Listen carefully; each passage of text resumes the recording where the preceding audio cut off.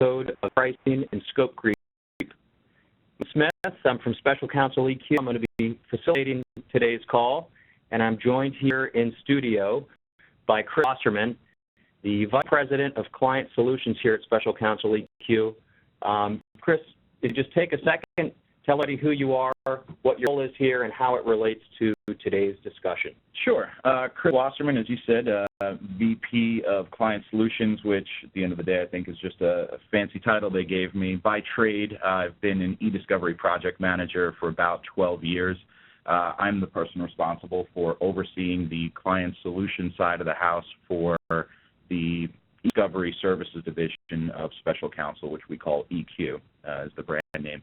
So the technical eDiscovery project managers, the solutions architects, and the hosting services division reports into me. And the reason I'm on this call is because I'm usually heavily involved with helping out our team scope out projects for new projects for our clients and put together a comprehensive cost quote or project estimate at the early stages of the project. Okay. We want to get started as soon as possible. I can see that there's still people joining the call. So I want to take a minute or two to review the agenda today. Things that I'd like to point out about our WebEx platform. By the way, thank you for offering up your headshot to help with the on the slide. Anything for the team. So back to the WebEx platform. I would point out a couple things that you can use to manage your view. First and foremost, if you want to go to a full screen view, the diagonal arrows exactly right there in the screen, click that and it's going to give you a full screen view. Also, if you wanted to ask a question time throughout the presentation, you look at the lower right panel or lower right corner of the screen, you can click and ask a question. I'd tell you in the drop-down menu to, instead of ask all panelists, I'd probably tell you to ask the host. That way we receive it. And we'll bring the questions as we progress through today's call. And then there's also a Q&A at the end that we can address a few more, hopefully. So once you go full screen, this chat or this WebEx Event Center window will disappear. You'll just see the entire slide deck, or more importantly, the browsers and cost calculator tools that we'll be showing. Once you've gone full screen, if you move your mouse to the very top of your screen, you'll see a little pull down and you'll see a button that says the chat button. I think, yeah, it's a chat button. Click on it, you'll be able to pull up the chat window. And go ahead and send any of your questions there. And again, as Brandon mentioned, try to address them either at the end, time permitting, or as we're moving along. Excellent. So 1 hour scheduled for this event. Let's get started. When we set to produce this webinar, we wanted to address sort of the most common questions that we hear in the marketplace. The overwhelming feedback that we received was that the industry pricing was, in general, too confusing. It was very difficult to make sort of an apples-to-apples comparison between vendors. We also heard a reoccurring theme that the scope of projects was drastically different from the beginning to end. You know, the dreaded scope creep. We wanted to provide you with some clarity around pricing, as well as a pricing tool that you can use and apply to your real projects. I also want to show you sort of the telltale indicators that your project could be going over budget. And the easiest way that we thought we could demonstrate this would be to walk you through two real-world scenarios from start to finish, point out the pitfalls clearly along the way so that obviously you don't have to go through them in real life. We're recording the call today. It's going to be available for replay on the Special Counsel EQ website. We'll link for that later, as well as contact information should you have any questions for the event. I think at this point in time, let's go ahead and get things kicked off. Chris, you want to get started with the scenarios we discussed? Sure. So I think before we can really dive into a real-world scenario, it's important for us to set the stage in terms of when would you be most likely to be calling in a third-party service provider to help with eDiscovery. There are a lot of steps involved if you were to look at the full life cycle from the early pre-discovery stages, as some would call them, in the identification, preservation, collection stages. And there's also the post-discovery or the trial prep stages. We're going to focus in on the three areas where most GCs or law firms are calling in eDiscovery service providers, so it's mainly data processing, the document hosting, and the document review stages. We're just going to touch on some very, very simple scenarios, but the overriding theme and the key takeaway, I think, at the end of all this is just to show you how to use these tools that we're going to be providing you with, these cost calculator and scope creep calculator tools that we're going to bring everyone, but also to kind of take a step back and take a look at what work is actually being performed. But again, theme being putting a better position to manage expectations, or at least hold your case teams and your providers honest to manage their expectations. So in order to really understand how a quote or initially reach out to a service provider and look at that data, I need it processed, hosted, and reviewed, how much is it going to cost? In order to understand how those initial estimates go from, let's say, $10,000, $15,000, and then ultimately explode to the $90,000, $100,000. And that's, a lot of times people will subject that to scope creep, or they'll call it bait and switch. And I'd say it's a little bit of both. And then there's the third culprit, which is that managing expectations, or more importantly, in the discovery lifecycle, you're going to discover things and need to pivot, and the scope of what you're working on is going to change. So in order to understand where the money, what you're paying for, right? Where's my dollar going? It's really important to just take a quick overview of what steps take place during the expensive portions of a discovery life cycle. And we're going to get too deep into the weeds here, or at least Brandon's going to try to rein me in. He's seen that on my soapbox and throw ones and zeros. So if I start grandstanding, please give me the sign. So if we're going to take a look at a traditional project, you've got your three main stages that we're going to be focusing on today. Data processing. So this assumes that you've already identified the relevant custodians, you've preserved their what could be potentially relevant data stores, you've collected that data either internally or you've used a forensic provider, but you're finally at the stage where you've got a set of data to start with, and now you need to get that in front of attorneys so that they can take a look at it and walk through that. In order to get to that point, what we need to do is start with those container files. Let's just say it's email, right? So your company X, Brandon, or you have 6 custodians, let's say, or 6 witnesses have data. We're going to capture 1 year's worth of their email, and what we're going to do is our process gets tossed around a lot, and it can mean a lot of different things, or it's used a lot of different ways by different people. So what I like to do is just take a look at what work is really being done. So the first phase of that data processing is the ingestion piece, which is the term we use. So basically, most service providers are using standard off-the-shelf technology these days, where we take our software and point it at those container files you've sent us. So in your scenario, 6 custodians, we have 1 year's worth of email from each custodian, which means we'll have one box or one inbox container, a PST file if they're using Outlook email. And we're going to put our software at those containers. Once our software looks at it, what it does is start breaking out the data into its bits and pieces. So we're going to pull out the text. We're going to create index from it. We're going to pull out the metadata, which is the different field information that we use to filter and sort and cull documents down. So your to, your from, your CC, does it have an attachment? When was it sent? Okay, we got the point. Got it. So we've created, the first step is ingestion, and what we're doing at that point is basically creating an index.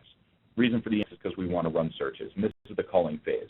So we would then often a number of different things. Most software does a standard dnist and dedupe, which is that we've created that don't really exist, that basically mean we're going to suppress any system file that wasn't created by a human, and going to suppress any redundant information found. So I send you an email and copy one of your colleagues on it, and we collect all 3 of our inboxes, process all the data. We're going to suppress the 2 duplicative ones that are encountered second and third.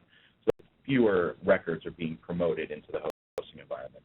So it goes in, ingested, culled, brought down to a smaller size than the original ingestion. Exactly. And in days of like yesteryear, it used to be a pay one price. You give me 10 gigabytes, I'm going to charge you $150 per gigabyte to process that data. Now it's a little bit different. We have better technology, which allows us to be a little bit more surgical. We call this ECA oftentimes, or some providers call it EDA, which is early case or early data assessment. Is index data, run searches, and then export. So the price model changed a little bit a few years back, where instead of paying $150 all in per gigabyte, now you'll pay $50 on the in and maybe $100 on the out.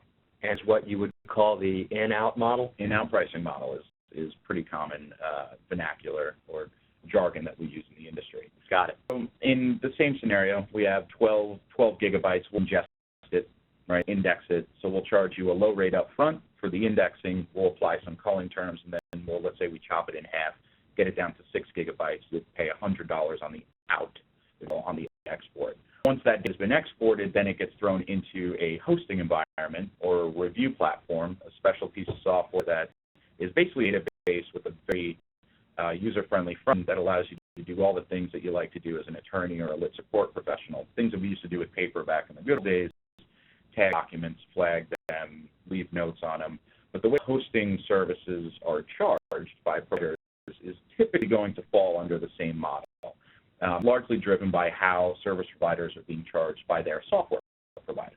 So if we were to use Relativity, for example, the common review platform that many service providers offer, you're going to be charged by the user, and that's every individual that gets access to this customized review platform that's been, or this database that's been customized for you, and the storage.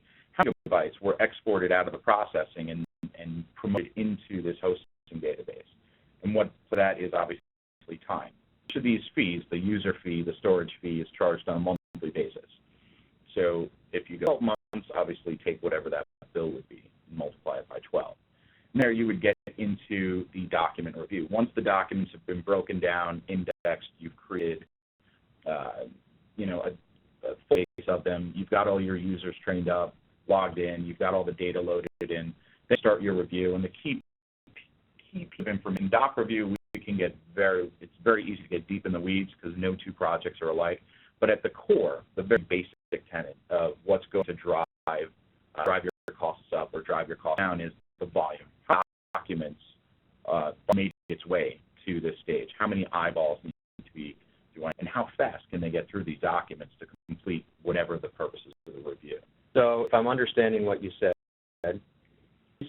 the basic headings for a project where we could potentially see change or fluctuation in cost, whether in the ingestion, culling, the amount of users, the amount of storage. This is where we're going to see variations in cost. What we're going to focus on, and this is where I'd like to focus on these because this is typically where you would request an external service provider, and following this workflow, I think it's important to see how making decisions, dependent decisions you make up front regarding the processing and hosting, how they can ultimately drive up or drive down costs downstream.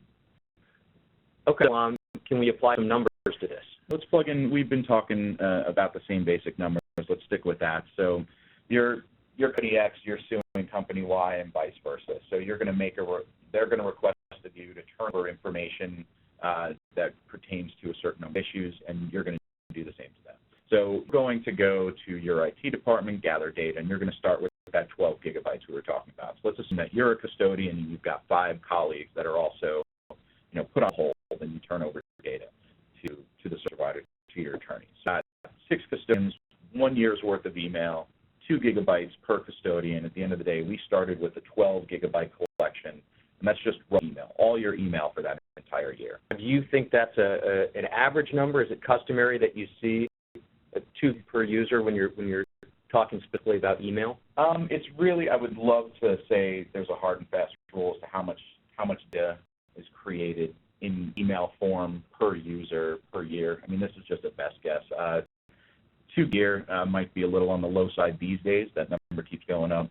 But again, the average business user, I guess, is around 150 to 200 emails a day. So we backwards from that math. For example, you might be throwing out 150, 200, maybe 300 emails a day, but the type you're doing is a little bit different than me. So I have about 1,000 emails that go in or out of my inbox on a daily basis. So it might be a little bit higher. So the type of custodian could affect the size of their inbox, the size of the data. Yeah, I wish I could create rules about all the data in all the world. There's no unified theory on this one. So it's important to find out who you're collecting from. So if you're collecting data from a software programmer, he might have a lot more files on his computer than a salesperson, a field sales rep that's using a clipboard. So common sense typically dictates that. But regardless, collecting this data, you started with 12 gigabytes. This is what we would call a relatively small case. And I like to start with these and focus on them because these are where the slight change or the impact on budget can have a pretty serious effect. If you've got these small cases and only someone gives you a quote for $10,000 to get through the processing and hosting of the discovery phase, and then all of a sudden you get a bill for $50,000, that might be, it's very quick where you could get to the point where the discovery costs more than the cases were. Okay, I just want to point out real quick, we have a question regarding the culling. You listed at 50%. Is that typical that you see a 50% reduction in data in processing? So again, that's another one where it depends. Often, I mean, I'd say a good time we'll receive raw data from clients and they'll say just ingest it and promote the whole, the whole to the review environment because we want to see it all. 50% is just a number I threw out there as a good baseline. It's easy to do the math. What happens, the culling methodologies that are available at this stage are actually very numerous, but the ones that people are familiar with and the ones that the courts are familiar with and they're comfortable with is the date range and keyword culling. So actually you throw a bunch of keywords at me, I apply them at this index, and anything that doesn't hit on those keywords we'll leave on the cutting room floor, and both sides agree that that's fine.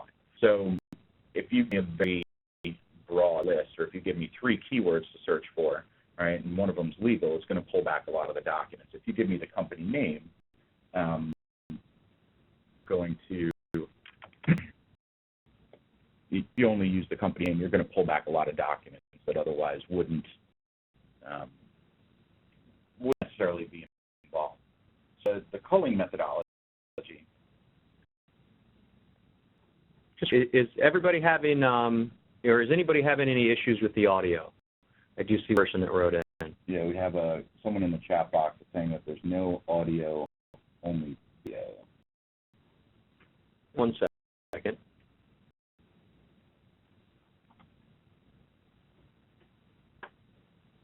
So, and we'll continue to look into that. If anyone else is hearing, having trouble with the audio, please put something into the chat. It looks like other people are typing in that they have no problem hearing us. So, James, if you click on maybe dial back in, you should be okay. Okay. So just kind of circle back. 50%, it could be across the board. It could be 0. We could have 100% of the 12 gigabytes left after a 0 culling effort, or we could have a very targeted list. There's a number of cases I've worked on where we ingested the raw data and we started with millions and millions of documents, and the scope of what we were looking for was very narrow. We ended up with a 1-2% return. So it can really run the gamut. From there, if we were to use the 6 custodians, 12 bytes, get it down to 6 gigabytes, we're going to promote those 6 gigabytes to the home environment, and then we'll just assume, what did we say? 6 users, 6 gigabytes. So you're going to be per user every single month, and then the storage charge for each gigabyte. This is actually a good point to jump over the cost calculator tool. This is where we want to really, or let's start essentially the training. How do we take this and see what they're going to do in the real world? So we'll send out the hyperlink to access these different cost calculators. You'll see that there's a number of different tabs at the top of the web page, and what we're going to do is start real basic and work our way from left to right and start adding more variables into the equation. So when we talk about a real-world scenario, this is where we actually enter data. This is where everyone can enter their own live data and come up with an estimate or a cost calculator. Exactly. So what we've done, anywhere where you see a yellow highlight in the box is an area that you can go in and type in your own numbers.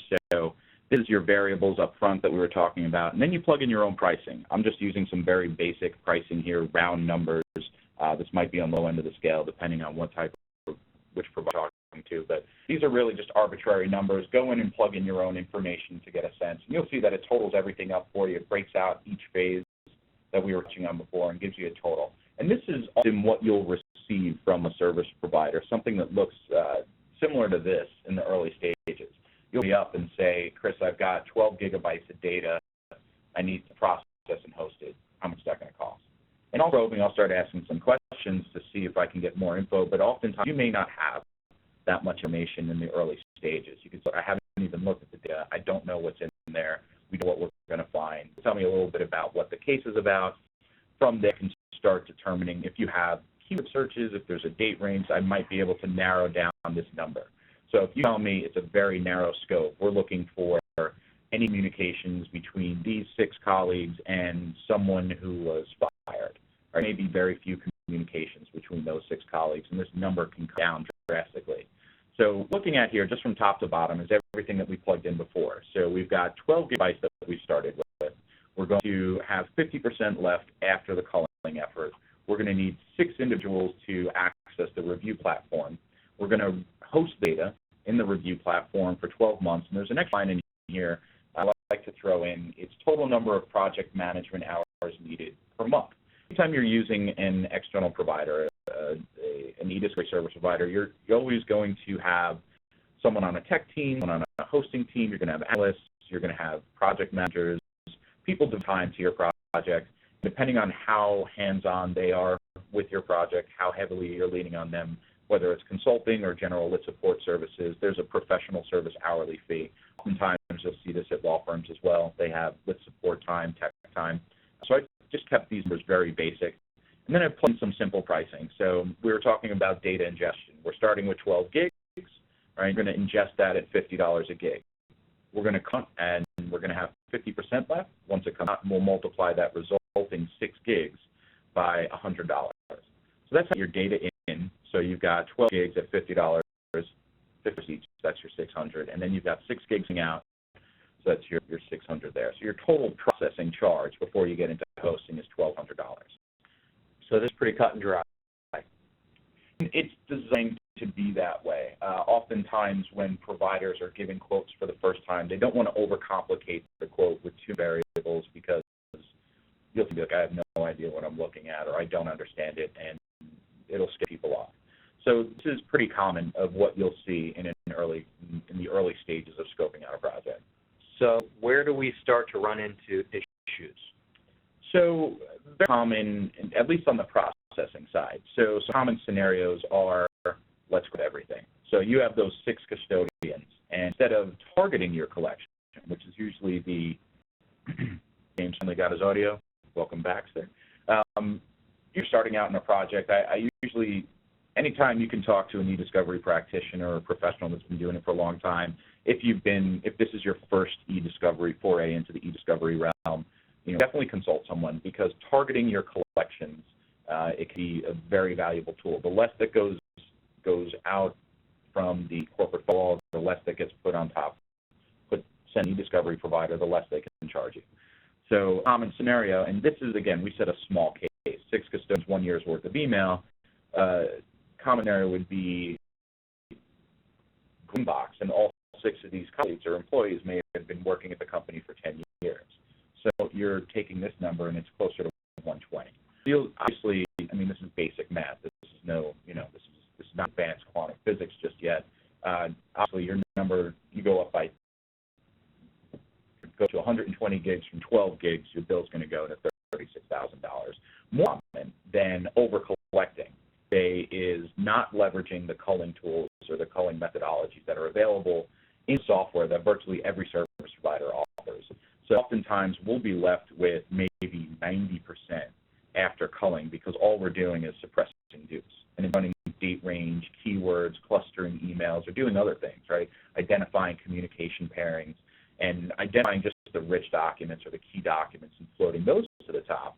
We'll have clients that say, look, just process it, dedupe it, and then promote it to the review environment, and we might be looking at 95% that's left after the call. So you'll see that number just went from $36,000 to $55,000. It's a significant jump. If we go back down to our 12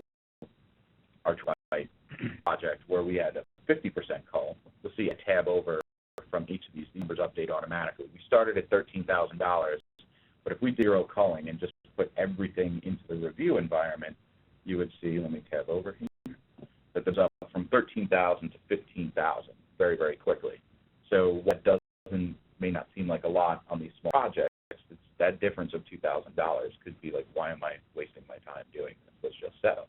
But on the projects, that spread is significant. at a difference between $57,000 and $25,000. So those are the two common areas. So if we were to just come back real quick to bring this home, and then pitfalls. So over-collecting, very, very common. I'd say more than half of our clients have caught on, and started targeting their collections or started coming up with a plan internally to focus efforts a bit more. It's always the preserve broadly, collect narrowly mindset that I would recommend. So you can still put stuff on the shelf and go back to it later, but then just identify the specific areas that you need to collect. Zero culling is a big problem. There's tools. Instead of promoting everything to the review environment, take a couple days, take a couple of swings, work with your eDiscovery project management team to say, what can we do? Can you tell me about this data? A lot of the tools that are available today that most providers are using offer some great reports that give you insights. Now, when it comes to pitfalls to avoid, are the implications exponentially worse the further you go down through the EDRM? And that's where you're going to see as we step through these, it's going to go there. So as you can imagine, from a 30,000-foot view, if we do zero culling, and instead of promoting 6 gigs, we're promoting 12, the volume of data that's going to be in the hosting platform is going to, and the more you have in the hosting platform, the more users you have in there, obviously your bill is going to double, and it does compound because you're getting a bill every single month. We'll get into the review, show how some tiny changes in these early stages can take a bill and way off the rails. And will you go through the math on that also? We're going to try. So let's jump back into the cost calculator here. And so the next tab just is the same exact calculator that we're looking at here. All I did was give you scenarios to work with so that you can compare them side by side. So before looking at the effect of zero culling. So if we were to change this second line to how many gigabytes are remaining after culling, and we change it to 100, you could compare the numbers left to right. So this is a powerful tool here. This is also good if you want to compare two different providers. So in your constants, what you know about your data, and then plug in their pricing here. So there's a lot of different pricing models out there. A lot of different providers charge differently. Some charge less for, if we keep these the same, some may charge less for user fees. But so like let's say this guy charges $80 per user fee, but charges less for storage fees, and you want to see how that affects your total cost. Now, I look at those two scenarios from my perspective. If I'm, general counsel, and I look at the percentage remaining after culling, that it wasn't that great. If back to scenario 2, can you put 100% back up? Sure.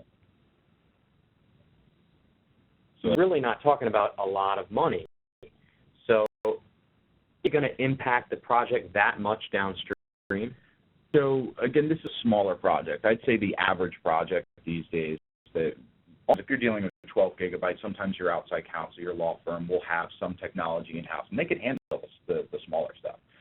It's most projects that come across our desk these days start at like 150 to 200 gigabytes. Plug those in real quick. Let's just make sure that these numbers are the same.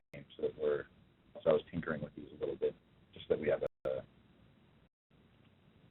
everything looks good there. We start with, let's say, 200 gigabytes. The only difference here is the only difference here is the volume of data that's significant. So as the volume goes up, so that's why it's important to, again, upstream manage how much you're collecting, target your collections, use this culling. But so I think the real problem is, and just to come back to center, is managing those expectations. So if at what you're going to be doing long term, because this is a very altruistic view of what a project entails, or a very oversimplified view of what a project entails. From the data processing to the hosting to the review, that's just one piece of it, and that's the early stages. So you start with, just responding to a production request, and you have to turn over relevant documents. The work that you're doing in those early stages is very different from what happens, let's say, halfway through a project. You have in here 12 months, right? Let's say something happens in terms of scope creep. Let's say you identify something in the middle of a project. So keeping all of this the same. What if you need to keep data hosted for a lot longer. And there's different reasons that could happen. Maybe the project is split into two. Oftentimes, say a very expensive eDiscovery project would be a DOJ second request. So you've got to keep that data around for a long time. You need to have access to it. So this all of a sudden goes to 18 months. Right? It goes up very, very quickly once little things like that start changing. Most of the projects that are hosted in these review platforms stay up for the entire length of the project. Say the number of users goes up by, instead of 6, you've got 12, or let's say 18, right? So the ran longer and you need more people in it. So you'll see that these numbers drastically affect that number very, very quickly. So these little things can have an impact. More importantly, though, I'd say one of the areas where you could start honing in on data hosting and trying to rein in those costs, because that's most people, most providers, I'd say, when they're presenting to you monthly recurring storage costs and user fees, they're just showing you these numbers. It's $2 a gig and it's $100 a user. They're like, what does that mean for my total, project cost? Well, and then we always say, look, it depends. If you go 12 months, your total project cost will be in the realm of $54,000. If you go 18 months, it could be $3,000. But if you need more people and you do zero culling, so there's all these different variables that can come in. So one of the things that I usually try to do is identify some of these pitfalls up front. And on the hosting side, what directly affects your cost is obviously the time, the duration, which you can't stop time. But you can take a look at how many users that you've got in that database and how much data you still have in the database. I'm sure that how often we'll promote 100 gigabytes of database into a review platform.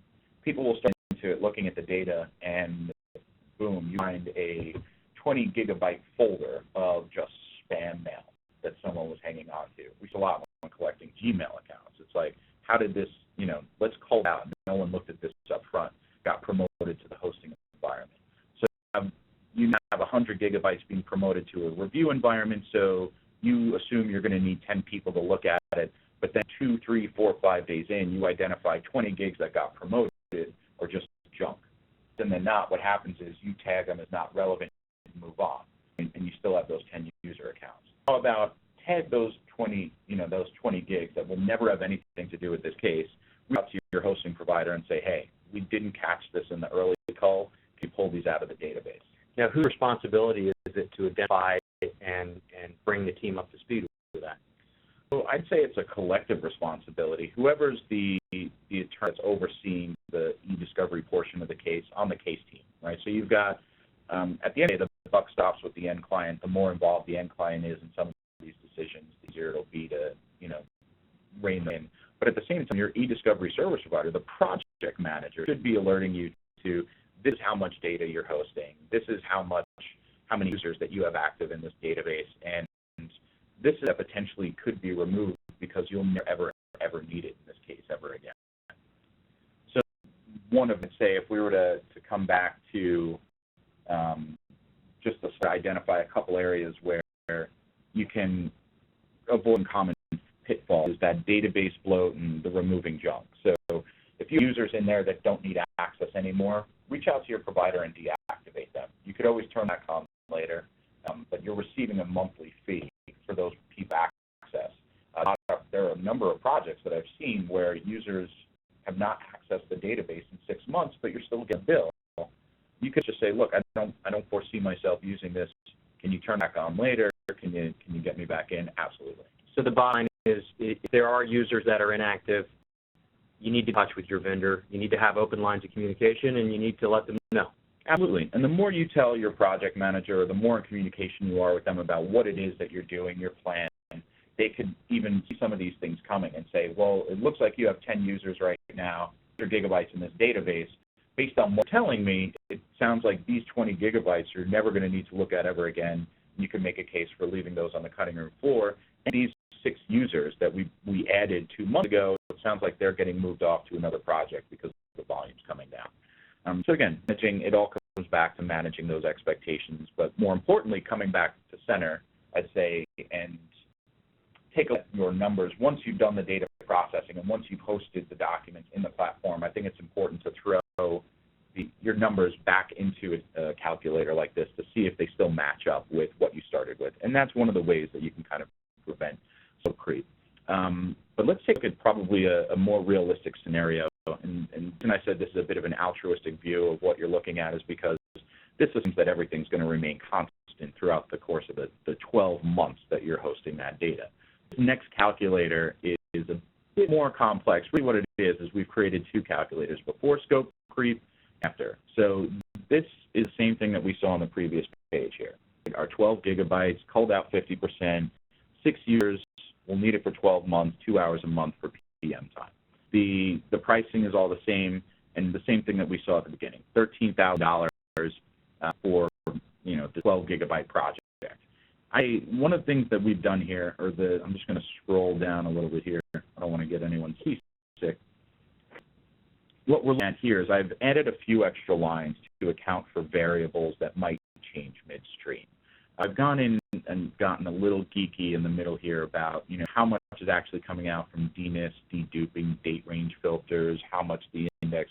Not so much concerned about that. This all totals out to about 15% or 50%, the same way we have set up there. More importantly, though, is all the changes in terms of the increase in volume halfway through a project.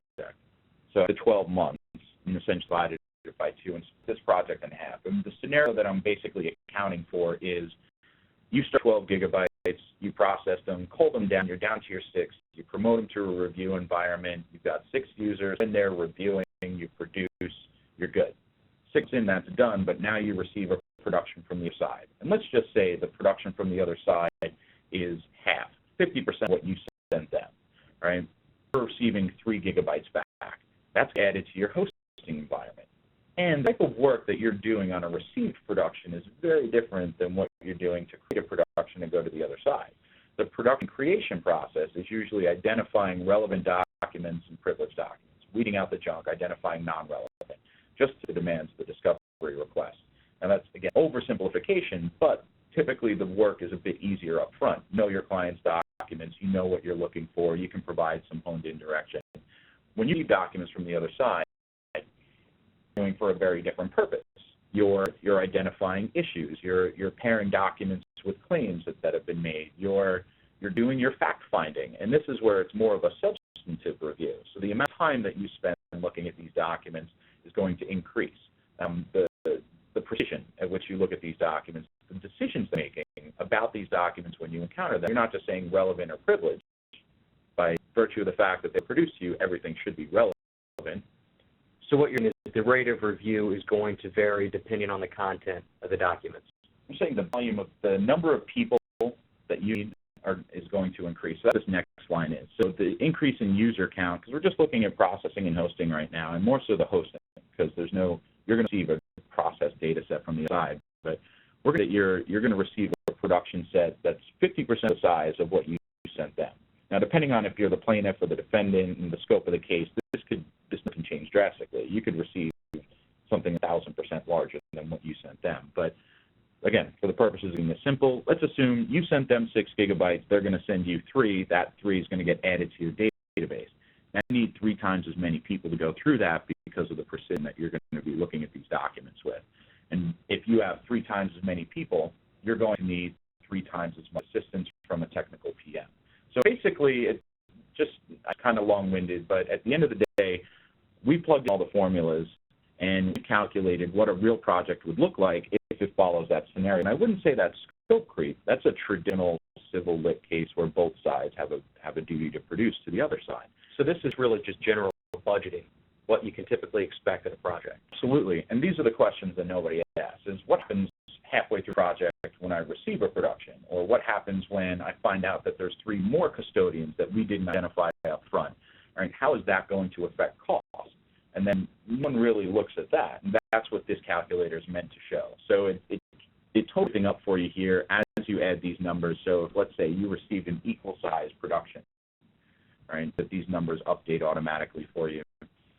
But more importantly, all pricing being the same, assuming things double halfway through the project, your new quote is $24,000 instead of $13,000. So very quickly, you receive a production half the size of what you were looking at, and you need 3 times as many people and a bit more support people would refer to as a bait and switch, assuming that they're going to get a $13,000 bill and it's doubled by the time the project. The term bait and switch I thought was just a clever way to get people to sign up for the webinar, but this really isn't, I wouldn't say this is a bait and switch. It's more you tell your provider. If you ask them, or if you ask even your outside counsel, if you ask your attorneys, how much, if you only throw these at me, say, Chris, I've got 12 gigs, I expect to cull it by 50% with keywords, I'm going to host it for 12 months, I have got a strong team, I don't expect much support, I won't need much hosting support, PM support, I'm going to be up there for 12 months and I need 6 users. How much is that going to cost me? There's a real bait and switch here because you haven't asked me to do anything for you other than give you per unit rates. And that's usually what you're going to get from your provider is these per unit rates. Often what's going to happen is you're going to go in and try to do the math yourself and you'll be like, oh, this project's only going to be $13,000. Right? I didn't bait you, I didn't switch you, because we aren't fishing, right? When you come to me and say, hey, Chris, I want you to give me a best case and worst case scenario, and the worst case scenario, best case scenario being we get 6 months in and we settle this and we never have to go the distance. Worst scenario, things get a little out of control, or production we receive from the other side is going to be huge. Right? First 6 months, 12 months is going to be fine, but the next 12 after that might get a little heavy. What would that look like? And can you give me a realistic quote of what my storage fees would look like, what my data processing fees would look like? How's that going to impact me long term? So what you're saying is take a consultative approach on the end at the beginning of the project. When you're having these discussions with your vendors, you can't just look at the per gig charge. You want to get a real, fair, honest understanding of what the total cost could be. Absolutely. So here, and I don't mean to jump around the screen, but here just ask for rates. Now you've asked me for, give me your console, give me your best guess based on what we know today. Now, again, coming back to a way to stay in front of scope creep is always manage those expectations. If there's no expectations for me to manage, just asking for numbers, then you're basically putting us in an undertaker position. Okay. So just to take the next step, the $1,000 going to $24,000, we still haven't, I want to be told I'm going to pay $30,000 and receive a bill for nearly double. But this really plays in comparison, or I think it's really important to identify how this little number, or how this number is little in comparison to the effects that these decisions have made downstream. So we'll jump into the doc review, and I've kept this extremely simplified because this can get a little complicated, but at the core, the context that we're operating under here is basic first pass doc review, right? Very simple numbers. So this assumes that you are the GC for company X, you've got the same gigabytes of data that was promoted to the host environment, and you go to a staffing provider and say, I need contract attorneys to do first pass relevance, relevance and privilege check, right? And then the provider is going to ask you how many bodies you need. The first thing I ask you is how many documents do you have? And this is the calculation, and this is a very simplified calculation for basic staffing costs would cost you if you were to use contract attorneys. If you're using staff attorneys at the law firm, or if you're using first-year, second-year associates, basically whatever the hourly rate is for the attorney that's putting eyes on these documents, and then put it two scenarios. We've just stuck with what we know. We have, or what we started with, 6 gigabytes of data, and I've assumed that there's 5,000 documents in gigabyte. Sometimes number can go up or down depending on the data you're working with, but for purposes, let's assume that there's 30,000 documents. So 5,000 docs, gigabytes, 30,000 documents. Total number of users that we said would be in the hosting database would be 6. We'll assume those are the contract attorneys. Right, so 6 attorneys working 8 hours a day, and here's the key: is how many documents are they reviewing per hour on average, right? So it's 40 documents an hour, right? So a little better than 1 document in a minute. You would say that that's a conservative number for a first pass? Relevancy and privilege check, depending on the type of documents you're working with. This number is, there's no hard and fast number here. It really depends on what kind of review you're doing. But when we're talking about, straight first pass, like I've seen non-party subpoena projects go very quickly because the volume of relevant documents was very, very low. right? So maybe 1 in 100 documents were actually relevant. So you can click through very quickly and say not relevant, not relevant, not relevant. Or if you're dealing with a document set that has a lot of privileged communication in it, it could go a lot slower. So I've seen some projects, again, it's more a managed review scenario, not a straight staffing review, which, again, nuance, but I've seen some projects go at a rate of about 80 to 100 docs an hour in those unique scenarios where there is no relevancy, where you're just checking for one thing, or the scope is extremely narrow. On the flip, I've also seen projects go, blazing past at 17 documents an hour because the people that were reviewing the documents were being asked to make 27 decisions on every single document they encounter. So you need to be conscious of the content that's going to be reviewed. If you have an estimate from somebody at 80 docs per hour, you can't necessarily use that for the entire review. Right, and depending on what you're doing during the review, and there are different stages. There's the ramp up, there's the quality control. I mean, if you've got 6 reviewers, they're easy to manage. But let's say the same thing we were dealing with before. Let's take a look at a project that's 10 times the size, so 60 gigabytes. Your numbers go up significantly. I mean, it's obviously multiply it by 10, right? It's going to go up to $375,000. But the swing between a 40 document an hour review versus a 36 document an hour review, pretty significant. So I'll type these in and just tab over, and you'll see we've gone up to $416,000 from $375,000. $40,000 swing just in 4 docs per hour. It's significant, and this is just across 6 attorneys, right? So there's these. Important here is just to understand how we're coming to the math. Now, I'm not saying that a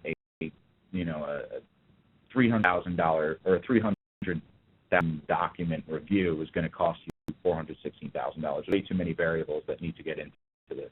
What's important is understanding that how many you get through an hour, how many hours you need to get through the number of documents you have is going to directly impact your total cost.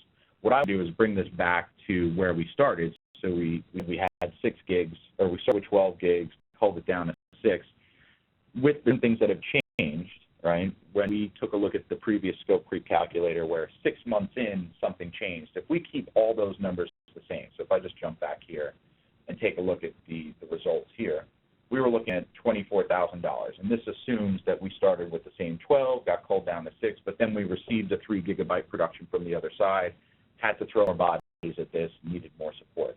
If we take that exact scenario and combine it with what we just covered here in the doc review calculator, so just 50 an hour, 40 minutes an hour, right, their rate, and plug that in, what we're looking at before, right, you just asked for a straight quote, or you just ask me for unit rates and you do the math yourself, you're probably getting at a quote of about 50 or an estimate of 50,000 documents an hour. In the real world, you're probably looking at 92. Because all that happens is we've had a very common scenario where you've got to throw more bodies at something. Just significant. Again, managing those expectations. So just kind of come to here and close the loop. The rate of review, poor planning is the big piece to reining that in. You're at 80 to 90 cents of every dollar that you spend throughout these 3 steps in the discovery phase is going to be in the review. Anything that you can do up front, right, to reduce the volume of documents that are being pushed to reviewers or increase the rate at which they're reviewing them, right, anything you can do is going to drastically reduce that number, because what we've done is go from a $13,000 quote at the beginning, right, and very, very easily, without doing much, without any real massive scope creep. It's not like we discovered 20 new custodians. It's just, hey, 6 in, we had a production that we needed to review. We've gone from 13,000 to 24,000. And from 24,000, once we throw in the doc review, very simple, basic doc review, we're looking at managing attorneys, not looking at PMs, not looking at all the, no priv logs, no redactions. We're just looking at basic first pass review on that same data set. We've gone from $13,000 to $92,000. Right? But it's easy to see how that happens if you understand the different steps that are taken throughout, and if you focus on spending time and energy on reining those pitfalls. So when we look at this slide, these are pitfalls to avoid. You know, these are steps in the process that you should be cautious of. Advice would you give? How do you interact with a vendor so that you can these things? Just through communications? I mean, what do you think is the most effective way to convey? So the things, if you will. Oh, wow. Understand the process, obviously. You can't, if I go out, like I haven't driven a car in 10 years. I live in New York City. If I went out and I went to buy a car, I wouldn't know the first thing. Like I do my homework before I buy a car. I can very easily be taken by that guy that we had a photo of on our first slide. Do your homework, understand what goes into putting these projects out. So you have to understand the process a little bit. So knowing that the more users knowing that if you have 10 users in a review platform for 20 months is going to cost you X amount of dollars, right? You can take a more focused approach in terms of how to manage those users. Look, I'm sorry to cut you off there, Chris. There is a question that came in. Wanted to see if you could address it. One. I have like 20 here. Well, I can only see the bottom. The attorney review is with your firm, or are you talking in-house on your client's end? Throwing out a generic number. So an attorney is going to be putting eyes on these documents. So it could be in all these small projects. Our corporate clients may have a big legal, and so for the real easy stuff, they'll do it in-house so that they don't have to send it to outside counsel. Some law firms have the capabilities internally where they'll throw this on first, second year associates, which is sort of what it used to be like before, like I'd say 07, 08. A lot of your first year associates would be put on doc review projects, and that's how they learn, they work their way up the ladder at a big law firm. Nowadays, if law firms have their own attorneys at a lower rate that would be looking at documents during these doc phases, but a very common practice now is to farm out the contract review, either in a staff model where it's you're just paying by the hour for contract attorneys and your staffing provider finds you those attorneys, or in a managed service model where you outsource the entire review portion of a project to a provider that has PMs or project managers that oversee the review phase of the project. So maybe if we can just address the question in a little bit different way, regardless of where you're finding the attorneys to handle that review, the formulas will still work. This individual could still plug in whether it be the cost of that employee in-house, fill in that as an hourly rate. If they were looking to an outside vendor, if they came to us, we could provide them with an hourly rate for a doc review. Right. Okay. It's really, I don't know if the question was directed to like EQ and special counsel or if it was in general there. But regardless, you could plug in whatever. The only thing that would change is the hourly rate. So depending on which provider that you're using, if you're using your outside counsel, the rate would be different than using a third party or a service provider in which they go through documents. You'd be surprised at comparing the two. Who's faster? Is it someone who's doing it for the last 8 years versus someone who's only just started doing doc review, or someone on the law firm side? But in those numbers, plug in your hourly rate and plug in the rate of review, and it'll determine, at least the ballpark price. Again, understanding the process, know where the charges are and what decisions you're making are going to affect your costs, because the reason people feel like there is a bait and switch or there is scope creep is because they're at one phase. They'll be looking at processing and not about, hey, I didn't cull documents out, and now all these documents in the phase, my cost went up through the roof. Managing expectations. We keep coming back to that, and it's not a linear process. This needs to be a collaborative, iterative process. So stage, as you find out more information about what you're working with, come back to your original quote and update those numbers. Don't keep looking at a quote from ago and say, hey, this isn't matching up. Well, yeah, the information a year ago went out the window 2 weeks into doing this project. But the rates, the per unit rates, are going to be static. It's just the variables that are going to change. So keep coming back to those variables and hold your case teams, hold your providers. You're like, look, I want you to keep me in the loop on this piece of information, that piece of information, whatever it is that helps you rein this in. If you want a regular, each month with a budget, what are we up to? What are we looking at? Are there something that's going to blindside us? You know, there's things that can happen that really do qualify as scope creep, right? Opposing counsel sent us a production note, non-circle PDFs. That's going to cost you, you know, things like that. When it comes to a take-home, when it comes to the calculator itself, could we go back into that for a second, and maybe you can just kind of walk people through exactly how you use it, how they access it, and so on your own, you can go to equpdates.com, and you'll see the same exact calculator that we've been working with. So just kind of bring it from start to finish. All on the left, you've got a very simple, basic ESI project. This is just processing and hosting. The second tab allows you to compare left to right. This is great if you're trying to take a look at one variable might affect your total cost, or if you're comparing two vendors, two providers side by side, you could put in different pricing. This is our scope creep calculator, where this assumes, and this is usually what requests, hey, Chris, can you customize this calculator a little bit for me? This is a very specific scenario. 6 months in, you're going to receive a certain, you know, there's going to be a change. Try to account for as many variables without getting too complicated. So if I heard you correctly, if someone wanted this customized, you'd provide some customization? So long as it doesn't require like 20 hours of programming time. This took a little bit of work to do.